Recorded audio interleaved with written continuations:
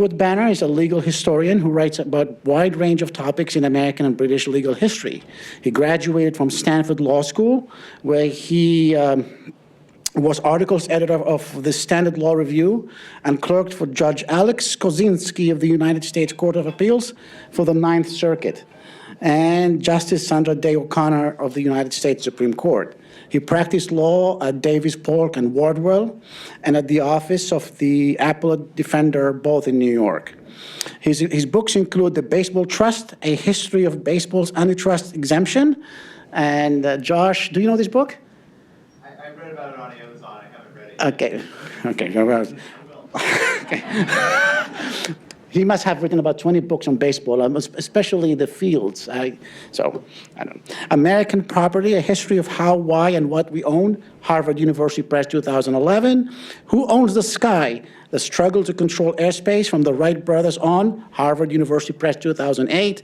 Possessing the Pacific, Land Settlers and Indigenous People from Australia to Alaska, Harvard, 2007. How the Indians Lost Their Land, Law and Power on the Frontier, Harvard, 2005. The Death Penalty in American History, Harvard, 2002. Legal Systems in Conflict, Property and Sovereignty in Missouri, 1750-1860, University of Oklahoma Press, 2000. And Anglo-American Securities Regulation, Cultural and Political Roots, 1690-1860, Cambridge University Press, 1998. He has received fellowships from the National Endowment for the Humanities, the John Simon Guggenheim Memorial Foundation, the Fulbright Scholar Program, and the Woodrow Wilson International Center for Scholars. So please help me welcome Stuart Banner to the podium. Thank you. What an honor. Hey, well, thanks for inviting me, and thanks to everybody for coming.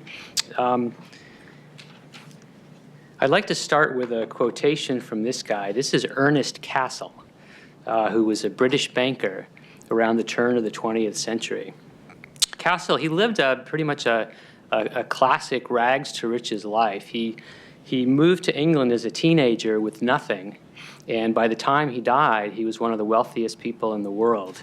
Cassel described his career this way.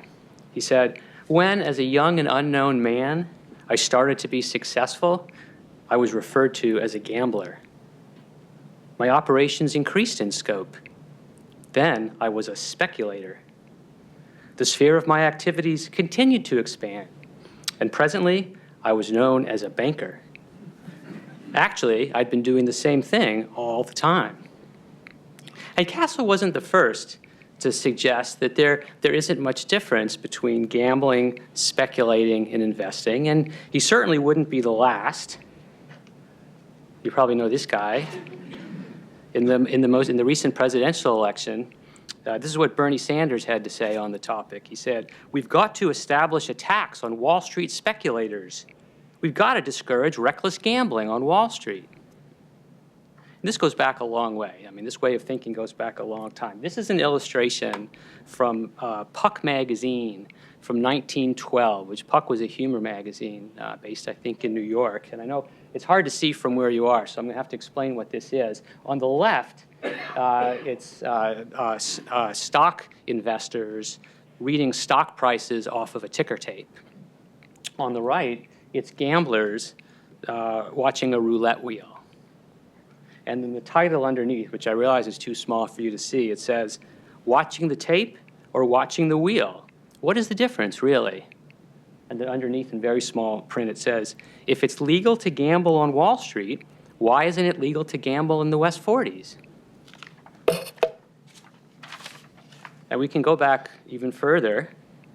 In 1791, when investors began buying and selling these new bonds issued by this new United States government, here's what Thomas Jefferson thought about it. He said, "A spirit of gambling in our public paper has seized on too many of our citizens, and we fear it'll check our commerce, arts, manufactures, and agriculture unless stopped." And we could go back even further and find lots more people saying similar things, but you get the point. There's a very long history of casting doubt on the reality of distinctions between different kinds of financial activities, between investing, speculating, and gambling. Critics have often wondered, is there really any difference? Now, I don't have a simple answer to that question, but I do want to suggest a way of thinking about it that I hope will shed some light on it, and that I hope will also shed some light on some recurring issues in American history. So let's start with two observations. Okay, on one hand, all through American history, investment has been universally understood as something that's necessary and something that the law ought to encourage. On the other hand, all through American history, weakening a bit recently, gambling has been widely understood as dangerous, something the law should at least discourage or possibly even prohibit entirely. Now, attitudes toward gambling have actually changed a lot in the last few decades. We've got a lot more legal gambling than we used to, but it's still fair to say that people have a less positive view of gambling than they do of investing, right? So we want the legal system to encourage investment, but to discourage gambling. Now, what is speculation? Speculation lies somewhere in the middle, somewhere between investing and gambling. It has attributes of both. It's like gambling in that it involves placing money at risk, but it's like investing in that it's a way of financing worthwhile commercial ventures. So if we want the law to encourage investment but discourage gambling, how should the law treat speculation? To answer that question, we need to draw a line between two kinds of risky transactions, the good ones we want to allow, the bad ones we want to prohibit. But where exactly should we draw that line? What kinds of transactions should be allowed and what kinds shouldn't be allowed? That has been a recurring question for centuries. You can't answer it just with blanket rhetoric about speculators and gamblers. You have to think hard about the characteristics and the effects of particular kinds of transactions and decide whether, on balance, the good outweigh the bad or vice versa. And that has never been easy because when people take risks with their money, we get good and bad consequences. The good consequences are that speculation deepens markets, which allows people to buy and sell more easily, which makes society wealthier in the long run. The bad consequences, speculators sometimes bankrupt themselves. Sometimes they bankrupt their families. On a larger scale, speculation sometimes gives rise to booms and busts, which can harm large numbers of people. There have always been many people who believe that speculators have too much incentive to act immorally in seeking to enrich themselves at the expense of others.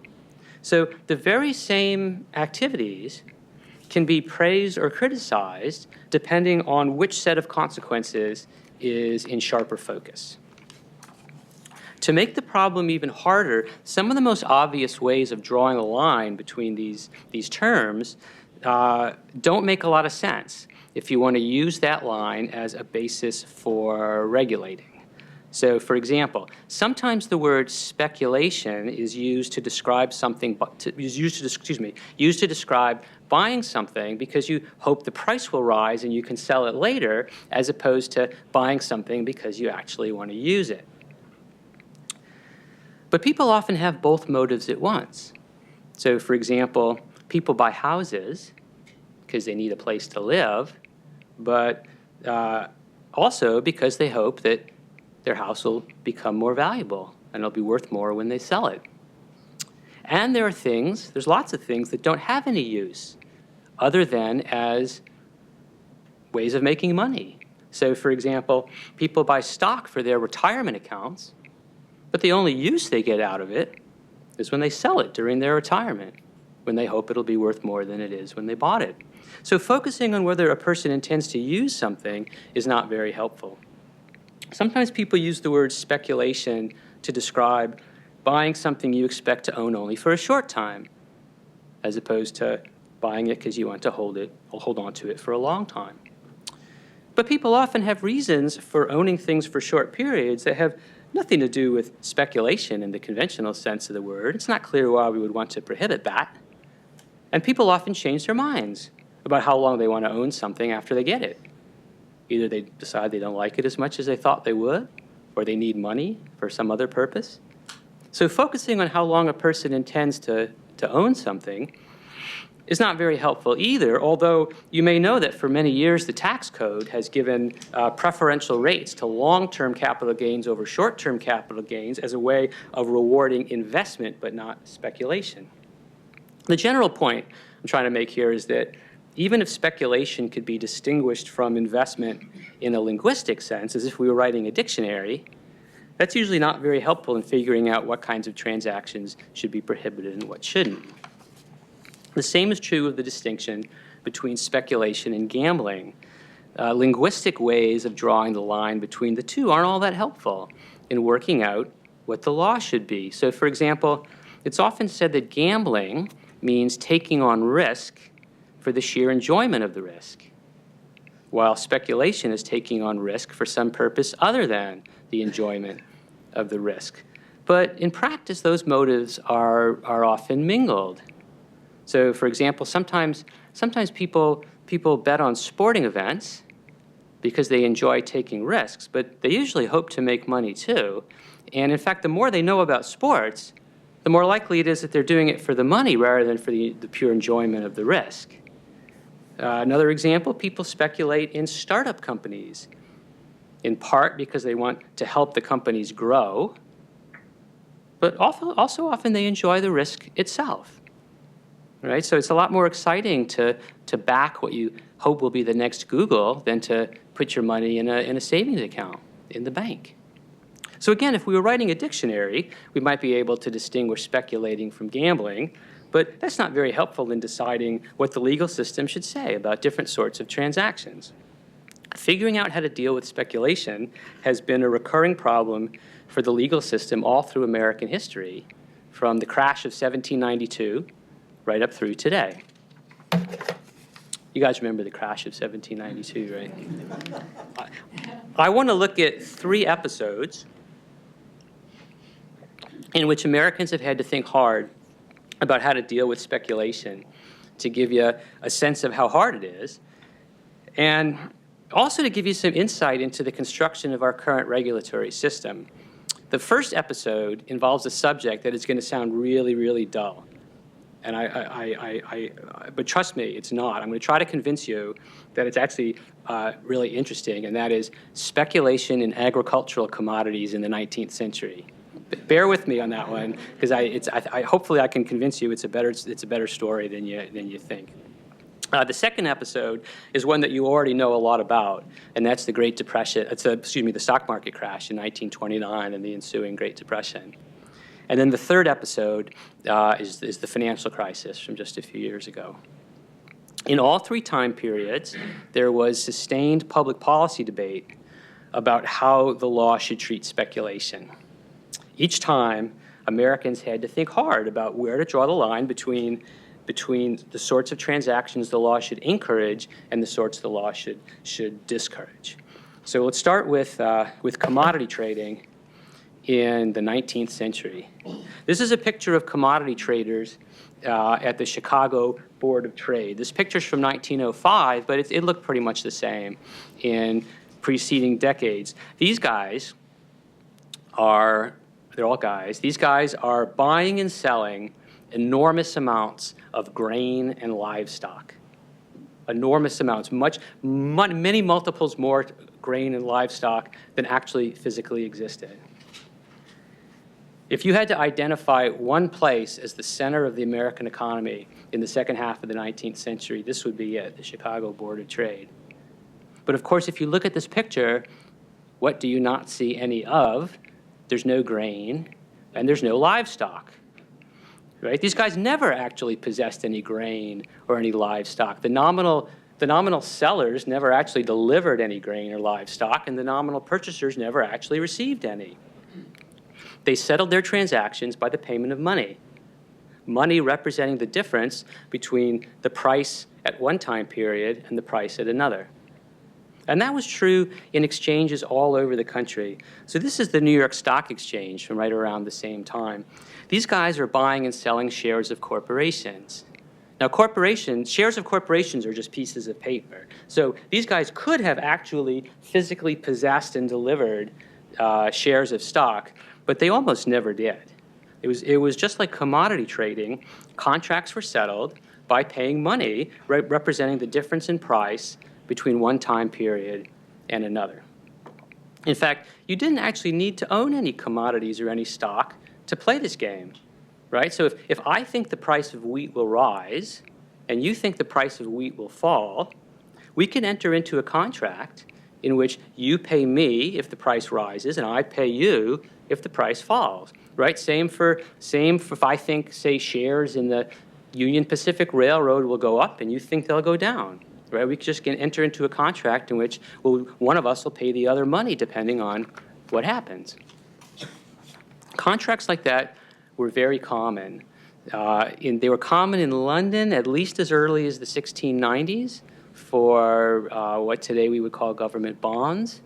That is, contracts for the sale of something where neither the buyer nor the seller ever actually possessed the thing being sold. They would be common for shares of business corporations when those began to be traded on exchanges in the early 1900s, and they were common for commodities, grain, livestock, and so on, when those began to be traded on exchanges in the middle of the 19th century. Now that sounds an awful lot like gambling, right? And if a contract like that, which is the payment of money depending on whether the price went up or the price went down, if a contract like that was actually worded as a wager on the price of something, it would not have been an enforceable contract. The law would have classified it as a gambling contract, and gambling contracts were generally unenforceable. That's why, for example, poker players had to use violence and norms of honor to collect their debts because they couldn't use the court system. But contracts on the stock and commodity exchanges were not worded as wagers. They were worded as the sale of stock or commodities. On paper, the purchaser was acquiring stock or commodities. Now, in practice, neither party actually expected to possess anything. This was the standard transaction on all the exchanges. This was the heart of the American economy in the second half of the 19th century. Now, why was that?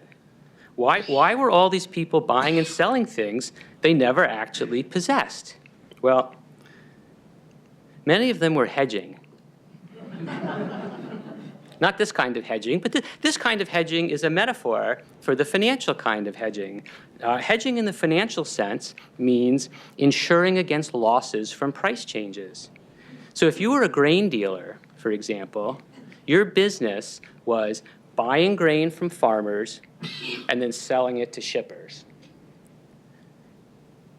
Often you'd be left holding the grain for a month, 2 months, 3 months in between. And that left you exposed to the risk that the price of grain would decline while you were holding it, and you would lose money. The way to eliminate that risk was that when you bought the grain from the farmer, you would simultaneously sell grain futures on the Board of Trade. Now, what that means, what you would do is you would go to the Board of Trade and you would enter into a contract ostensibly committing you to deliver grain for a stated price at a stated time in the future. And the reason you would do that is if the price of grain fell, whatever you lost on your real grain would be offset by their gains on the grain futures. Now, of course, if the price of grain rose, whatever you gained on the real grain would be offset by what you lost on the grain futures, but that was the point. You just want to do your business without worrying about, you don't want to be winning or losing on movements in grain prices. You just want to do your grain business. Once you sold the actual grain, you don't need the grain futures any longer, so you buy them back. So that makes 2 transactions in grain futures at the Board of Trade, in neither of which did you expect to actually possess grain. Now, farmers were in the same boat because farmers had to plant in the spring, but often they couldn't sell until the fall, which meant that they were left exposed to the risk that the price of whatever they were planting would drop during the summer. They could protect themselves by selling grain futures in the spring and then buying them back in the fall. Again, 2 transactions in grain futures, no actual delivery or indeed possession of grain. So hedging is the opposite of speculating. Speculators make money by taking on risk. Hedgers pay money to avoid risk. So in that sense, hedging is a form of insurance. It's still very common today as a way of avoiding risks from price movements caused by all sorts of things. Okay, now think about the person who's on the other side of these hedging transactions. A person seeking to hedge would be very unlikely to find a counterparty who wants to hedge in precisely the opposite direction, in precisely the same amount, at precisely the same time. That would be an enormous coincidence. So the person on the other side of the transaction has to be a speculator, right, who's willing to take on the risk that the hedger is avoiding. You can't have hedgers without speculators. So many of these transactions involve a hedger on one side and a speculator on the other side. Neither party intends the transaction to involve the delivery of any actual physical item. Right? And of course, once you have a bunch of speculators in this business, there's nothing to stop them from trading with each other. So a lot of the transactions involve speculators on both sides who just have different expectations about whether prices are going to rise or fall. Right? The speculators don't intend to deliver or receive any grain either. Right? So the standard transaction on the exchanges involves two people, neither of whom have any intent to actually deliver or receive whatever it is that they're nominally buying or selling. Now, in the second half of the 19th century, a big question was, should that be legal? Right? On one hand, it's basically gambling. It looks just like gambling. It looks just like betting on prices, whether prices will go up or down. Right? On the other hand, it seems useful to have these transactions, at least some of the time for some people. So should the law forbid them? Should the law allow them? This was a hard question. This was a big contested question in the second half of the 19th century. And it became an even harder question beginning in the 1860s with a really important technological change that we've completely forgotten about, and that's the invention of the stock ticker. This picture is actually from the early 20th century, but it's basically the same. Stock ticker was invented in the 1860s. The way a stock ticker worked was that price information would get sent by telegraph to the ticker, and the ticker would print out the information on these long spools of paper tape. So this was like the internet of the 1860s. This was revolutionary because people who lived far away from the exchanges could get price information in real time. In just a few years, there were stock tickers in cities, small towns, all over the country. The telegraph companies made a lot of money supplying the price quotations, and then they used to use the tape for parades afterwards. The stock ticker means that people can acquire price information even without having any actual association with an exchange. And so what do? They start speculating off the exchange. The stock ticker gives rise to a new institution called the bucket shop. This used to be an important institution in the economy. A bucket shop was a simulated brokerage, a fake brokerage. Unlike a real broker, who was the customer's agent in transactions with a third party, a bucket shop operator took the other side of the customer's trade. So a bucket shop was to its clients exactly what a casino is to gamblers. Bucket shops, but they look just like brokerages. So here's your two photos from the 1890s that look pretty much the same. One of these is a bucket shop. The other is a stockbroker. Okay, they both have stock tickers. They both receive price information and then post the prices up on a board for customers to see. They both take customers' orders. In both these places, customers are risking money based on whether stock prices rise or fall. So what's the difference? Well, this one at the picture at the lower right, that's a bucket shop in New York called Hate and Freeze. If you walk in there, you are effectively betting against hate and freeze as to whether stock prices will go up or down. On the upper left, that's a stock brokerage called Clement Parker in Boston. If you walk into Clement Parker, you're paying Clement Parker a commission to place a bet for you against a third party on the stock exchange. These bucket shops were really popular because they were more convenient than real brokerages. They're more convenient than the real exchanges. They charged a smaller commission, but they raised a big question. Should they be illegal? They're basically casinos. But then if they were illegal, if they should be illegal, were they any different from the real exchanges? Did banning bucket shops imply that you had to ban the Chicago Board of Trade and the New York Stock Exchange because they were basically doing the same thing? This was a major legal and political issue in the late 19th and early 20th centuries. Bans on various forms of speculation were included in political party platforms in presidential elections in the late 19th century. Several times, Congress and various state legislatures came very close to shutting down the exchanges on the grounds that they were just scenes of gambling. So imagine how different our economic history had been if, say, Congress had shut down the New York Stock Exchange in the 1890s, as it came, and the Chicago Board of Trade, as it came very close to doing. So I'm going to compress now a long and complicated story and just tell you how it all came out. For a while, the rule was that if neither party to a contract intended the actual delivery of the thing ostensibly being sold, the contract was illegal as a wager.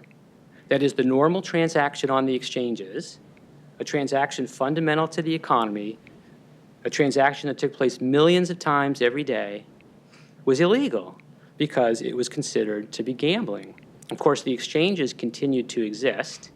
So how was that possible? Well, partly because in lots of cases, the courts kind of winked a bit and were willing to find an intent to deliver grain or an intent to deliver stock, even where it seems pretty clear no one really intended to deliver it.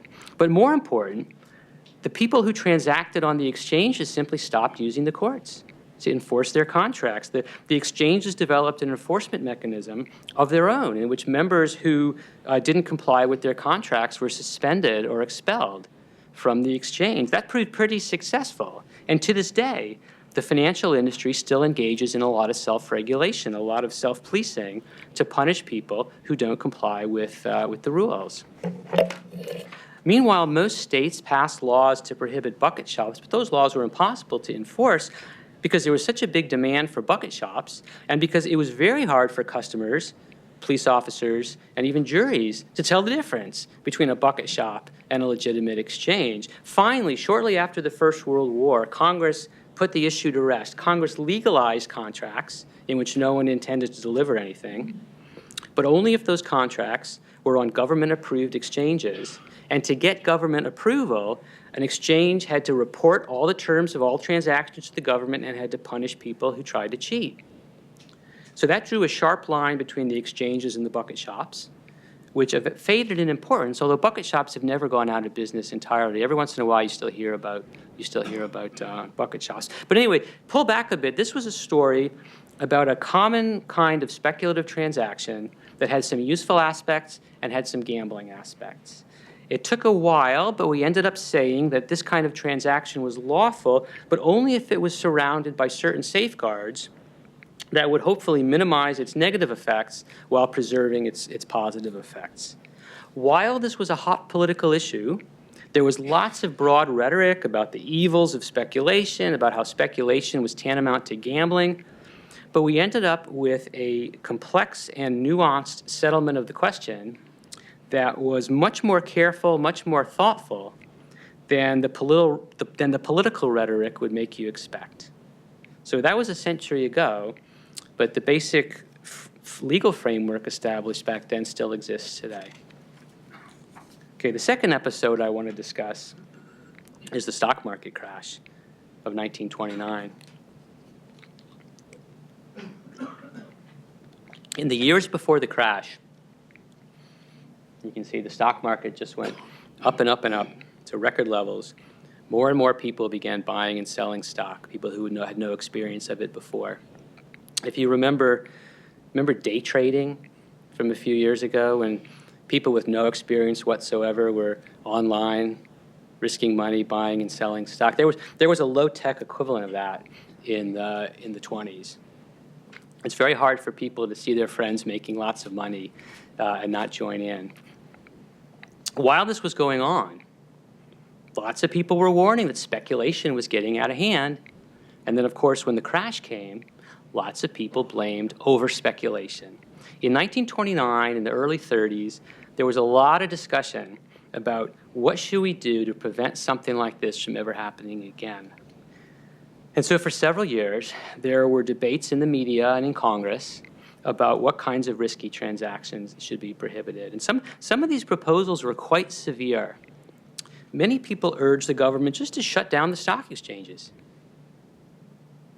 Many people wanted to ban a common kind of transaction called short selling, in which a person borrows stock, sells it, and then later buys it back and returns it to the lender.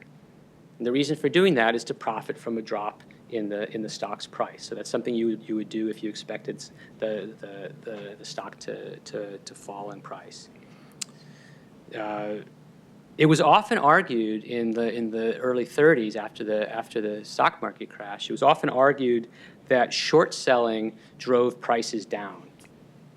Now, if you think about it for a minute, that can't be right, because of course, for every seller who wants the price to go down, there has to be a buyer who wants the price to go up, right? The number of sellers and buyers has to be equal.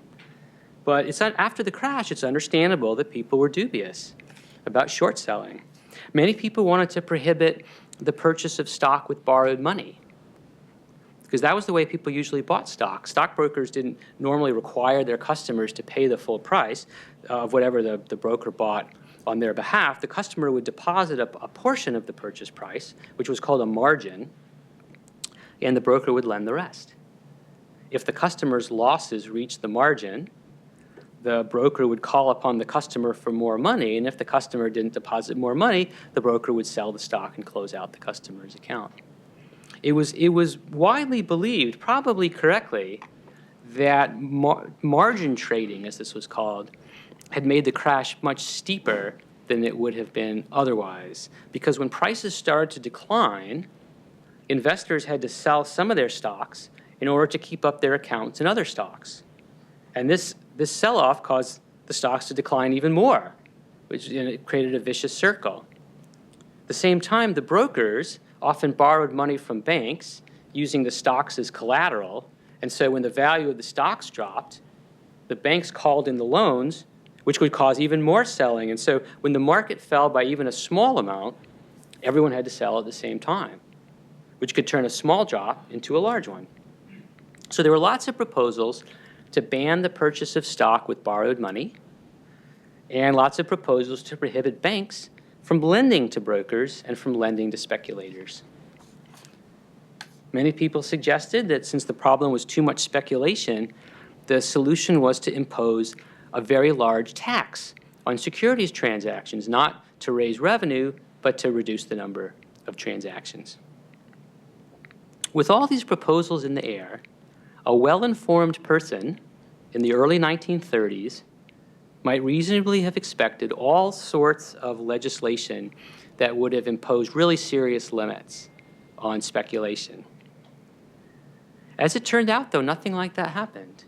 We ended up with a series of laws that were relatively mild. Rather than prohibiting speculative transactions, the main thing Congress did was to require companies to disclose financial information before selling stock to the public, which was hardly an obvious response to the crash, because the crash could not plausibly be blamed on the lack of disclosure, in that corporate insiders lost just as much as anybody else.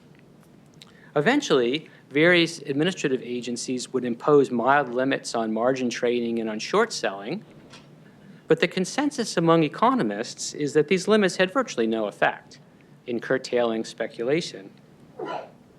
The most significant step taken in response to the crash was to separate commercial banks from investment banks, which to some extent prevented commercial banks from taking risks with their depositors' money.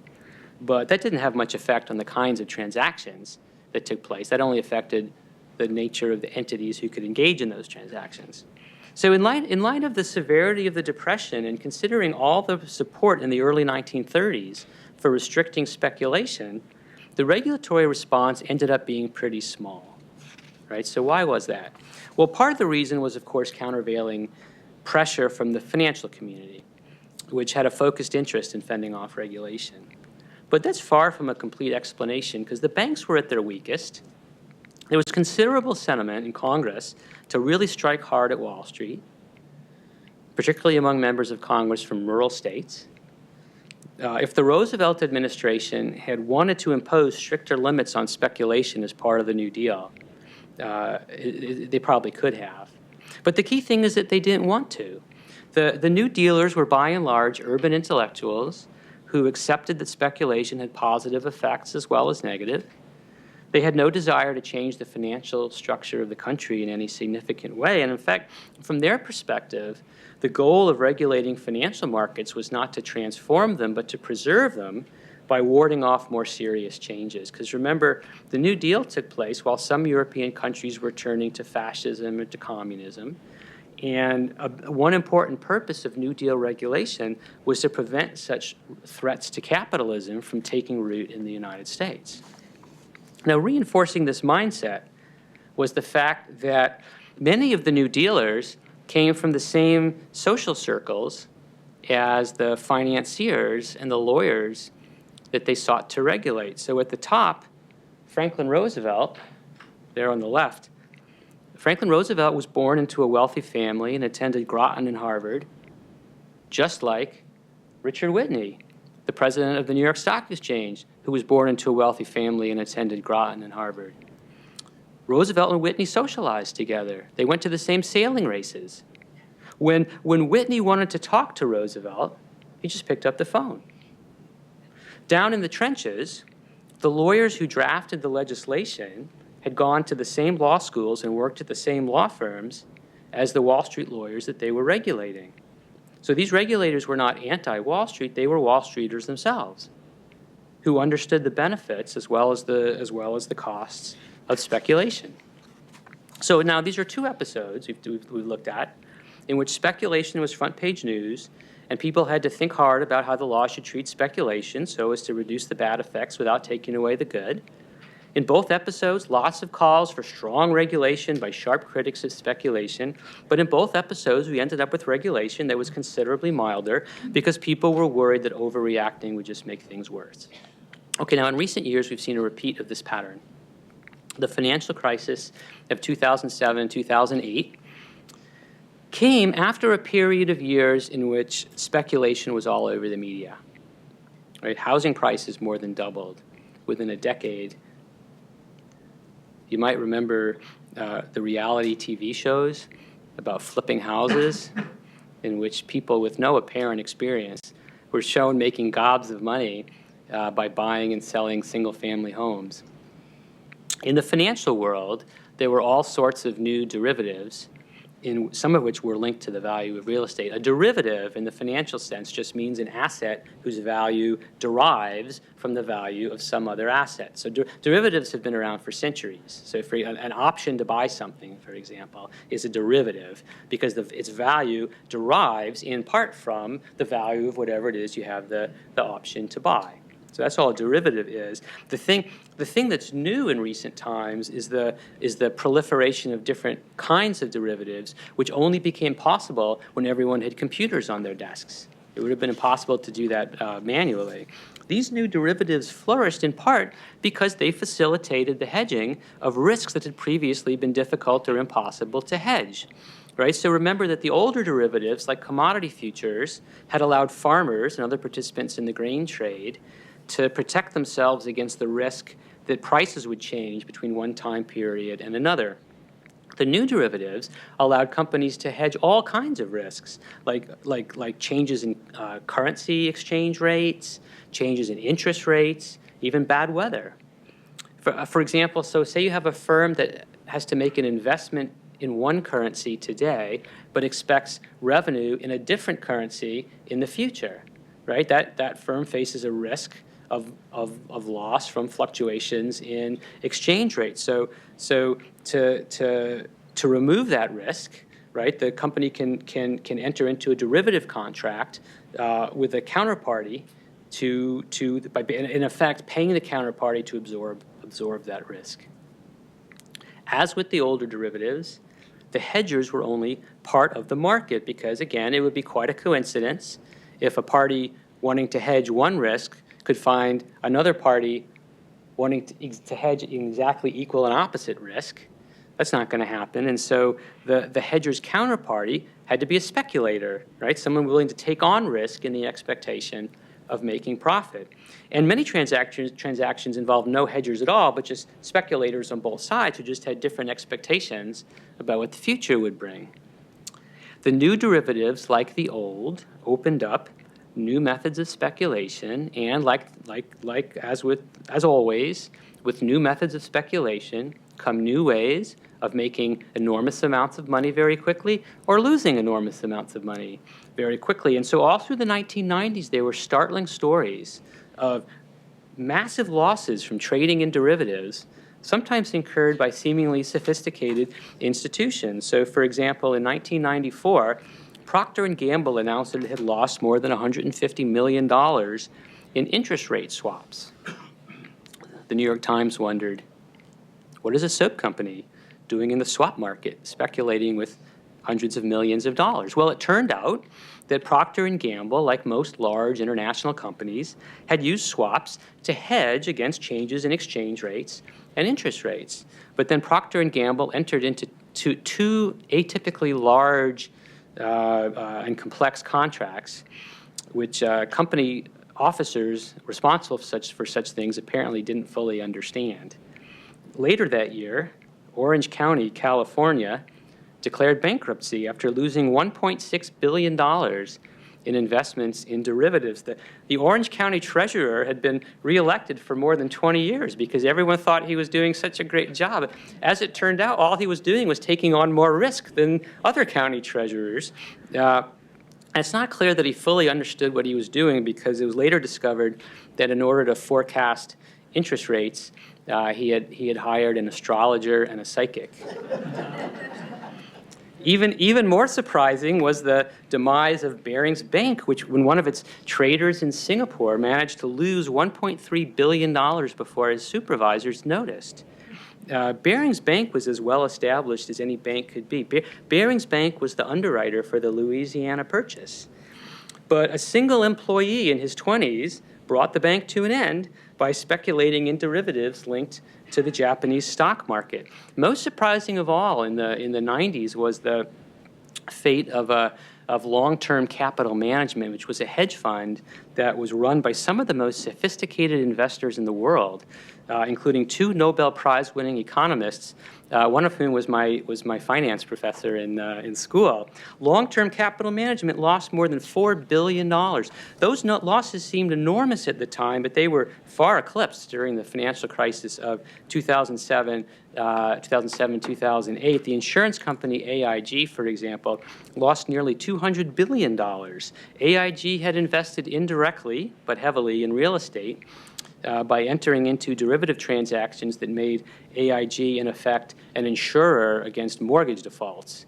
And you might remember there were a lot of mortgage defaults. So the financial crises of recent times have been episodes of a very old phenomenon. People invent new kinds of transactions that are extraordinarily useful because they allow parties to hedge against risks that had previously been unhedgeable, but they're also extraordinarily dangerous because they opened up new forms of speculation in which even the most sophisticated investors could lose colossal amounts of money. This was not a new dilemma. These are the standard positive and negative aspects of speculation. You can't have one without the other. When the financial crisis came, just as in previous crises, lots of people blamed speculation.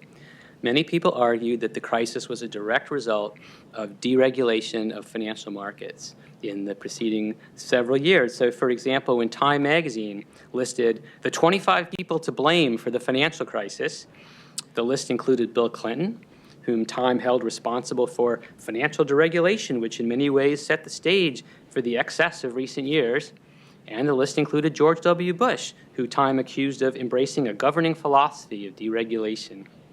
There were lots of calls to crack down on speculators, lots of proposals to outlaw particular kinds of transactions, especially in the new derivatives.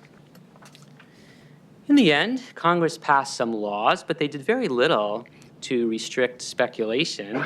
For real estate, Congress focused on helping homeowners avoid foreclosure rather than on limiting what people could buy, which actually had the ironic effect of making real estate speculation even easier by making it easier to buy houses.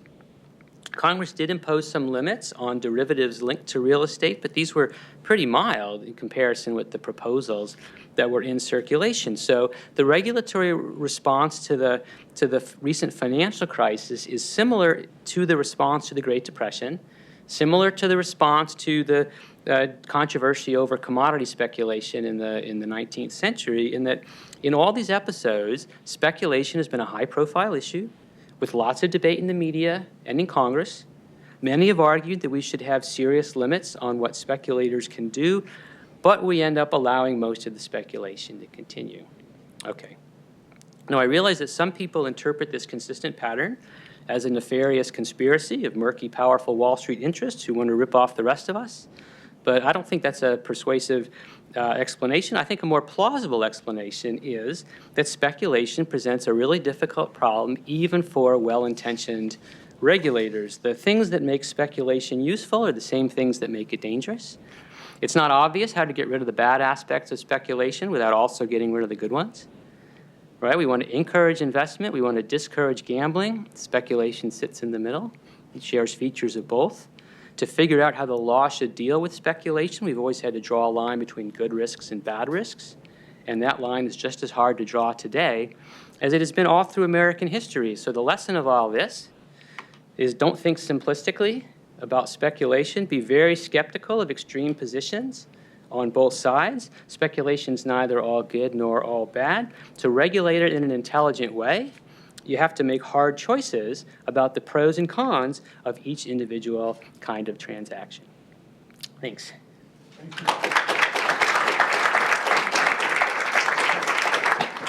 I have a question about AIG. Yeah. If the government hadn't backed them up, basically, the $200 billion would have been lost by Goldman Sachs and a whole bunch of other people, right? So my question really is this. The Republicans now are trying to cut back on Sarbanes-Oxley and other things that were passed about that time. What do you think about that? Well, so let me say, to be Can really you speak in the clear- microphone, please? Okay. Oh, sorry. To be really clear, there are lots of objectives of financial regulation, and limiting speculation is only one of them, right? So a lot of financial regulation is concerned is really for other goals. So for example, preventing fraud, right? That's probably the most important goal of financial regulation. I'm only talking about one very, very small slice of what regulation is supposed to accomplish, but that's because I think it's the most interesting slice, right? Fraud, like no one defends fraud, right? No one, even people who commit fraud are quiet about it, right? There's no one out there. There's no debate about whether how much fraud we should have or whether fraud is good or bad, as there is with speculation. So getting back to your question, a lot of the regulation that grew out of the recent financial crisis is about all sorts of other things other than curtailing the amount of speculation. So for another, just for example, a lot of regulation just has to do with the soundness of banks. You know, how should we arrange the reserves that banks should have to keep on hand in case they lose money, things like that, which is really important, but not really geared toward promoting or limiting speculation. Oh, we have a student from our Center for Global Humanities class back here, Miley. Oh, thanks for the introduction. As Josh said, I am a student. I'm a business major at the Biddeford campus, and a lot of my professors are quite obsessed with the cryptocurrency trend. Yeah. It's a huge thing. And I have one serious skeptic of the cryptocurrency. He says it's a huge bubble. Edward Dorr, if anyone knows him. I was just wondering what you think of the new trend of cryptocurrency and the new wave of investment technologically. You know, I read about it like anybody else, and I honestly don't understand what's so. I could see how cryptocurrency is useful to some people, right? Like criminals, but like for everybody else, like I have a hard time seeing like what's so great about it? Like, why would you, it's certainly possible that this is just going to prove to be some huge bubble, and when in the future we'll look back on this the way we look back on, like, tulips in Holland or whatever. But who knows? Maybe it could be a shortcoming of mine that I don't see the great usefulness of this that other people do see. On with the cryptocurrency, Venezuela has said that they're going to have cryptocurrency. Yeah. What do you speculate? Do they see as an advantage of moving to cryptocurrency? Well, anything would beat their current currency, I think. Well, yes. I mean, they're back to Weimar Republic days almost. The other thing about cryptocurrency that I wonder about, again, it's so funny that you're asking me questions about cryptocurrency. I don't know anything about cryptocurrency. The thing that I wonder about is, it seems like transactions in cryptocurrency would be really, really hard for governments to tax, right? Now, governments don't usually like things that are really, really hard to tax. And so it makes me wonder how long, it seems like if cryptocurrency gets big enough, right, the amount of income that would start escaping taxation would get also really big, which I think would cause governments to start cracking down, I would think. But again, I'm the wrong person to ask if you want to know about cryptocurrency. Your talk wasn't about fraud or dishonesty. It was about activities that in some minds have legitimacy. Mm-hmm. But how significant have fraud and dishonesty been in the results that we've seen over time? Yeah, really significant. So again, maybe I should have been clear at the very start. Trying to prevent fraud and dishonesty of all forms is a major enterprise, but it's not the enterprise that I'm talking about, except to the extent that a lot of over time, this has been a pretty consistent theme for 200 years, a lot of the people's instinctive disapproval of speculation is rooted in people's belief that speculation and fraud go together, that people with a kind of a speculative mindset are more inclined to cheat their fellows, than others, or that these sort of mysterious kinds of transactions, transactions where people are nominally buying and selling things that they don't actually ever possess, that those sorts of transactions are uniquely conducive to fraud. It's easier to cheat someone with that than, with the normal kind of transaction where you can see what's being bought and sold. So that, it's the kind of reaction that someone would go to the board of trade and say, wait a minute. Where's all the wheat? Where's all the corn? They say they're buying wheat and corn, but this just seems so crazy that there must be something underhanded in it, and that was a common response to commodity trading in the 19th century, and I think it's a common response. It was a common response to derivative trading in the recent financial crisis, where people who didn't have much acquaintance with it would read about it and they think, "What the heck is this?" Right? Why? What are these so-called assets that people are buying and selling? This just seems fraudulent. I don't think that's right, but I think that sort of feeling has always played a big part in opposition to speculation.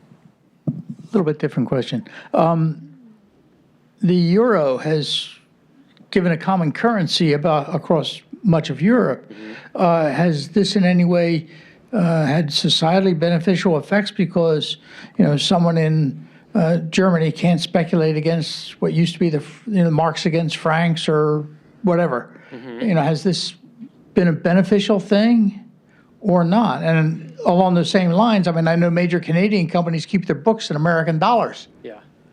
Because it's a heck of a lot easier. Yeah. Whether it's beneficial, I can't say.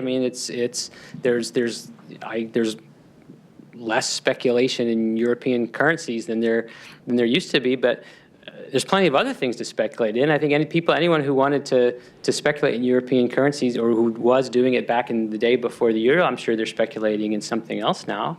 So I don't know that that's much of a change in terms of overall quantity of speculation in the world. But then it's another question whether more or less speculation in the world is a good thing or a bad thing. It all depends. You'd have to first identify what the optimal quantity of speculation was. I don't know that anybody can do that.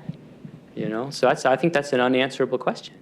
Deal with the fluctuation. No, don't doubt it's easier, right? So no, it's definitely easier for people who have to deal in European currencies, and so I'm sure that was a big part of the motivation for adopting the euro in the first place. But if the question is, has that contributed to more or less speculation in the world? I don't know. I doubt that it has. And then, as I say, even if it has caused less speculation in the world, is that a good thing or a bad thing? Again, I don't know.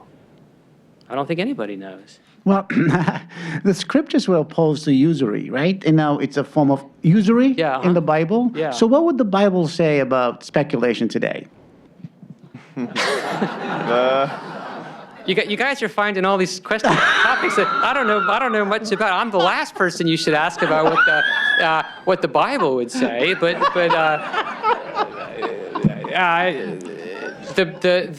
So prohibition on usury that's a really interesting subject, because as far as for millennia, people have come up with all sorts of workarounds, all sorts of ways of structuring transactions to nominally comply with the prohibition on usury, but in fact to actually lend money at interest. And again, I'm no expert on this, but my understanding is that there's an entire field of Islamic finance that does the same thing for the corresponding prohibition on usury in Islam, which I guess is still taken quite seriously. So there are these Islamic financial instruments, vehicles that don't exist elsewhere because they're workarounds around the ban on usury. Is that right? No, my question is, they probably said something that's morally wrong with usury. So would they have would they have treated speculation the same way, in your opinion? Yeah.